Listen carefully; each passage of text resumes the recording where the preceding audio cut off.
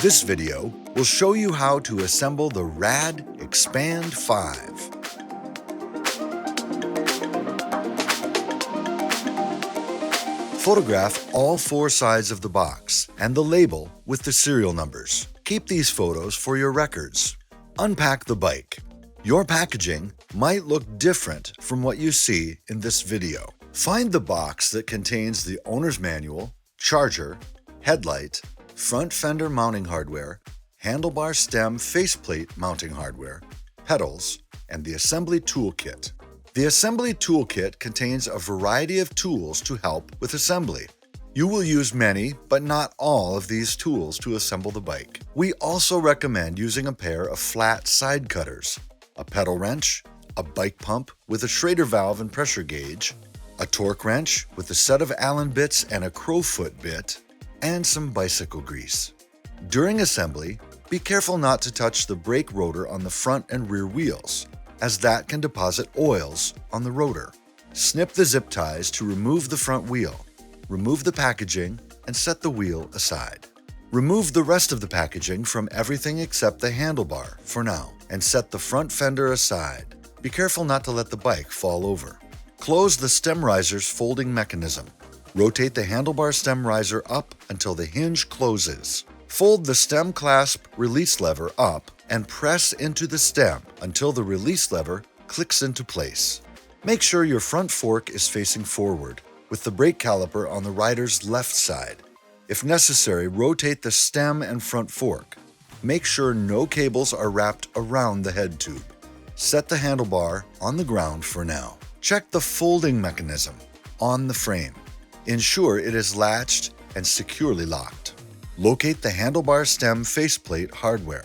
Remove the bolts from the bag and ensure each bolt has a washer. Remove the packaging from the sides of the handlebar. Orient the handlebar so the brake levers face forward and the 3-button remote is on the rider's left side. Trace the brake cable from the left brake lever to the front brake caliper. Make sure the bundle of cables is not twisted. Place the handlebar on the stem so it is oriented properly and centered. Install the 4 bolts by hand and use a 5mm Allen wrench to tighten part way in an X pattern until the handlebar is just tight enough so you can adjust its angle. Adjust the handlebar so it is roughly parallel with the front fork. Ensure the gap between the faceplate and the stem is evenly spaced and the bolts are tightened evenly. Torque the bolts to 6 Nm. Torque the upper and lower handlebar stem clamp bolts to 8 Nm. Connect the display connector by aligning the internal notch and pins and press directly together without twisting. Then screw the 2 threaded pieces together to fully seat the connection. The 2 threaded pieces should fit securely against the gasket. Begin front wheel installation by removing the packaging from both sides of the front wheel. Do not touch the brake rotor. Rest the wheel gently on its side with the brake rotor facing up. Locate the quick-release skewer, holding the front fork in the fork protector plate. Open the lever and remove the thumb nut and cone spring on the opposite side. Remove the skewer from the protector plate, keeping the cam follower and the other cone spring in place. Pass the skewer through the wheel hub, starting from the side without the brake disc or rotor. Reinstall the cone spring on the other side. Both cone springs should point inward, toward the wheel hub. Thread the thumb nut just a couple of turns, leaving enough space for the fork dropouts, which are the slots in the fork where the axle goes. Have a friend hold the bike steady and fully upright for the next few steps. If there's a spacer between the brake pads and the front caliper, remove it now. Make sure the quick-release lever is open, then carefully lift the front of the bike, removing it from the protective plate. The fork packaging includes a fork protector plate with a metal spacer rod and some spacers, which may be black plastic or look like thick metal washers. You can recycle these packaging elements according to local rules. Carefully lower the fork onto the wheel. Pay attention to the brake rotor. It needs to slide between the brake pads. Once the rotor is between the brake pads, guide the fork onto the wheel so that the wheel axle enters the fork dropouts. The axle needs to go all the way into the dropouts. If it's difficult to get the brake rotor between the brake pads, you may need to loosen the brake calipers slightly. Use an Allen wrench to widen the gap between the brake pads by turning the inner pad adjuster out or counterclockwise. 2 clicks. Stop after you feel 2 clicks or have turned the adjustment bolt 1/4 to 1/2 of a full rotation. When wheel installation is complete, you can turn the adjuster pad back in, if necessary, to ensure the brakes engage properly. Check that the wheel is centered and the axle is fully inserted in the dropouts. If the quick release lever is resting on the widest part of the cam follower, like this, turn it slightly so that it nestles into the curve of the cam follower. This is how it should look. Make sure that your friend holding the bike steady has it fully upright with some weight on the front wheel to help ensure that the fork is fully and evenly inserted onto the axle. Again, do not rely on a kickstand to steady your bike. Open the quick release lever all the way.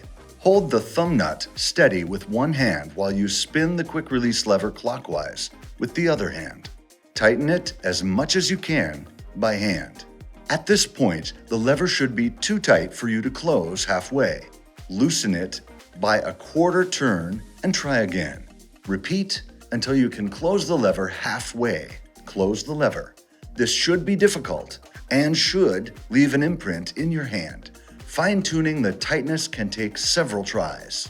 If you are not able to exert great force on the quick release lever, get help from a professional bike mechanic. Double-check that the closed lever isn't touching any bike components like the fork or a fender bracket, which could keep it from closing completely. Check that the same amount of dropout is visible under the axle on each side of the bike. If there's a difference, your axle is not fully inserted into both dropouts, and you'll need to repeat the previous steps, starting at the point where you check that both cone springs are pointing inward. Perform 3 tests on your front wheel.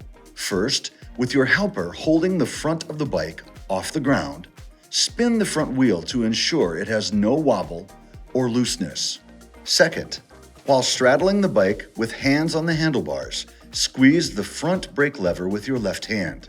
Rock the bike forward and backward and ensure the front brake is securely keeping the front wheel from turning and that there's no play or wiggle in the wheel, handlebars, or front forks. Third, inspect the quick release lever and ensure it has remained tightly closed and is not touching the front fork or any other part of the bike. Any sign of play or wiggle is a sign that you may not have properly secured the front wheel and that you should repeat the installation process. Perform these tests before every ride. Once your wheel is fully installed and tested for security, you may prop your bike on its kickstand. Install the front fender and headlight. Remove the headlight mounting hardware from the top of the fork. Pass the fender from the back of the front wheel under the fork as shown. Install the mounting hardware. Pass the bolt and captive washer through the headlight bracket, then the fender mounting point, and then through the mounting point on the fork. On the other side of the fork, pass a washer over the bolt, and then thread the lock nut on by hand. To plug in the headlight connector, locate the connector ends, which have a red interior. Align the internal notch and pins and external arrows and press directly together without twisting. Locate the fender mounting hardware. Use the 2 smaller bolts for the front fender. Ensure there is a split washer and a flat washer on each bolt.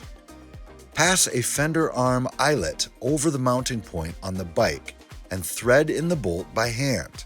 Repeat with the other fender arm. Check that the fender and headlight are centered and clear of moving parts. Torque the headlight mounting bolt to 5 Nm. Torque the fender arm mounting bolts to 6 Nm. Tilt the headlight slightly downward so it won't blind oncoming traffic when turned on. Locate the remaining bolt in the fender mounting hardware bag. Ensure there's a split washer and flat washer on the bolt. Start on the non-drive side of the bike. Pass the bolt through the eyelet of the fender mounting arm into the mounting point closest to the rear of the bike. Tighten by hand. On the drive side, locate the derailleur bash guard and remove the left bolt with your 4mm Allen wrench. Take that bolt and the washers and pass it through the fender mounting arm eyelet, back through the bash guard, and into the mounting point. Tighten the bolt with your 4mm Allen wrench. Torque both of the rear fender mounting bolts to 6 Nm. Check the bash guard to ensure it is parallel to the rear wheel. If it isn't parallel, gently pull the bash guard away from the bike until it is positioned correctly. Rotate the right crank toward the back of the bike to check the chain alignment. Make sure the chain runs through the drivetrain smoothly. If the chain skips or jumps, the drivetrain may need to be aligned before your first ride. Get help from a local bike shop or contact us for help. Install the pedals. Locate the pedals and identify which is the right and left pedal by the sticker on the pedal or the markings on the pedal axle. Apply a small amount of grease to the threaded portion of each pedal axle. The right pedal has a smooth axle and threads onto the rider's right side. Carefully thread in the pedal by hand, turning clockwise toward the front of the bike. The left pedal has grooves on the axle and threads on the rider's left side. Carefully thread in the pedal by hand, turning counterclockwise, also toward the front of the bike. Once the pedal axles are fully threaded into the cranks, use a pedal wrench to tighten the pedals. An experienced mechanic can tighten the pedals to 35 Nm with a pedal wrench.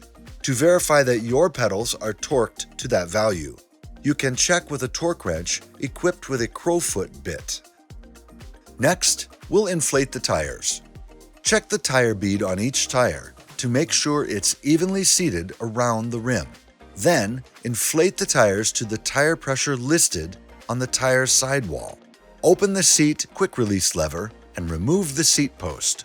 Center the seat post clamp over the notch on the seat tube. Apply a small amount of grease to the seat post.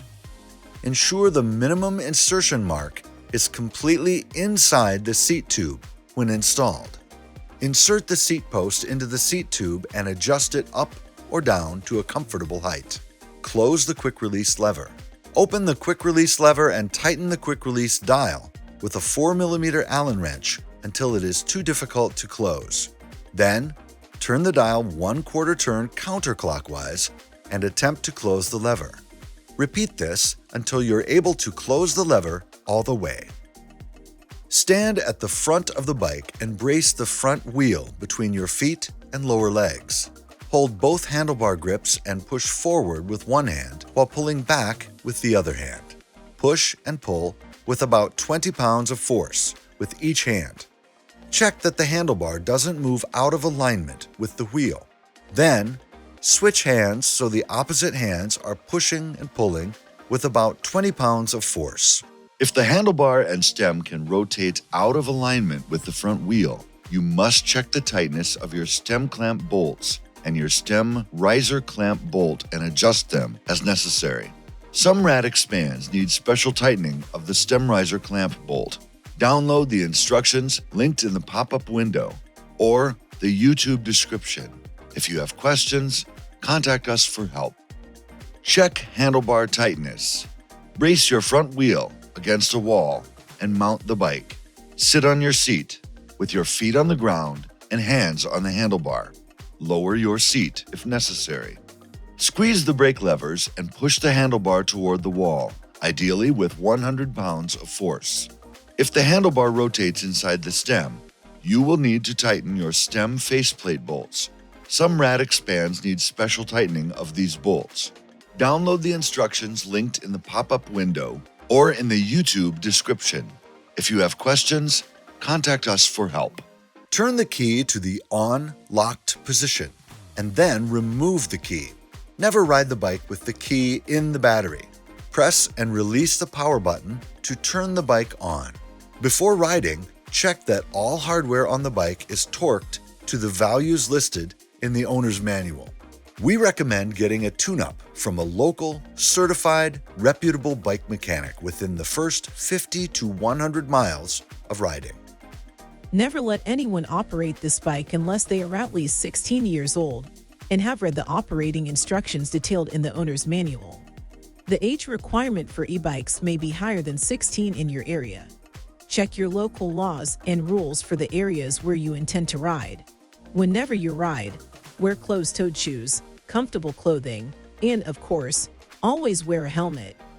Ensure you can be seen by others on the road by wearing bright and reflective clothing, and ensuring your headlight and tail light are always on and visible to others. Like all vehicles, e-bikes need to be checked regularly to ensure nothing will jeopardize your safety or the safety of those around you. Follow all safety instructions and checklists in the owner's manual. The latest update to the owner's manual for your rad bike is always available on our website at radpowerbikes.com/help. Make it a habit to thoroughly check your bike before every ride. Follow the maintenance schedule in your owner's manual. Work through the safety checklist in the owner's manual and test ride the bike fully before riding. Reach out to our product support team if you have any questions, and ride rad!